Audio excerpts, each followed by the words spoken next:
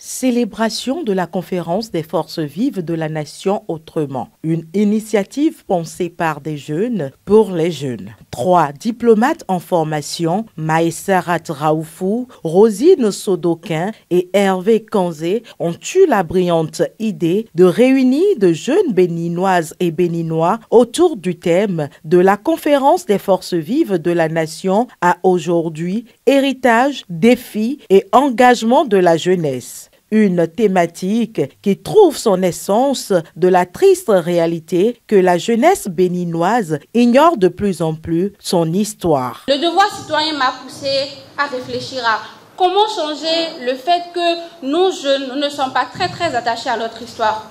Et vous allez le voir dans les heures à suivre. Nous avons fait des micro-trottoirs, nous avons demandé aux jeunes c'est quoi la conférence des forces de la nation.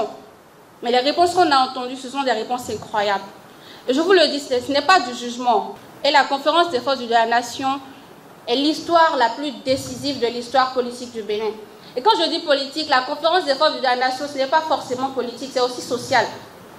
Parce que de 1989, 1988, 1989, 1990, nos aïeux ont vécu des périodes très sombres. Acquis à la noble cause de ces relèves de demain, 2 éminents témoins vivants de ces moments historiques ont rappelé la genèse et les temps forts qui ont marqué les 10 jours qu'a duré la conférence nationale des forces vives de la nation. Dès le lendemain, il a commencé à relaxer les enseignants qui avaient été arrêtés pendant cette période-là.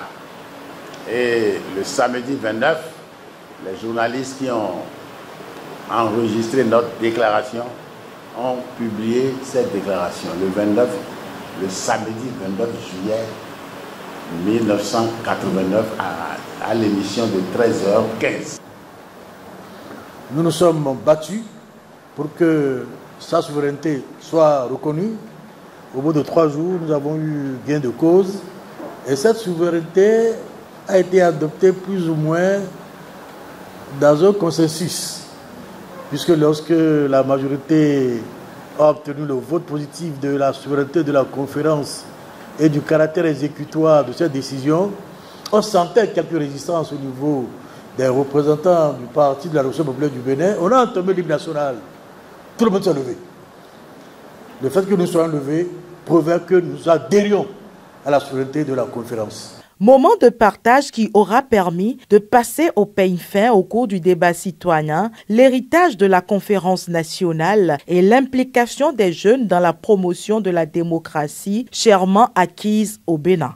Alors la question que je veux poser aujourd'hui à nos aînés, est-ce qu'ils n'ont pas l'impression qu'il y a eu d'abord une marche un peu trop facile vers la conférence nationale et surtout qu'il y a eu un déficit d'éducation pédagogique et de suivi de la conférence nationale, notamment à travers l'éducation nationale. Parce que ce serait un drame que l'on mette des jeunes sans contenu, sans compétences, comme l'a dit quelqu'un, à défaut de responsabilité. La célébration de la conférence des forces vives de la nation autrement se veut pérenne afin de transmettre l'héritage de la conférence nationale des forces vives de la nation de 1990 de génération en génération. Une action hautement appréciée qui mérite le soutien et la contribution de tous.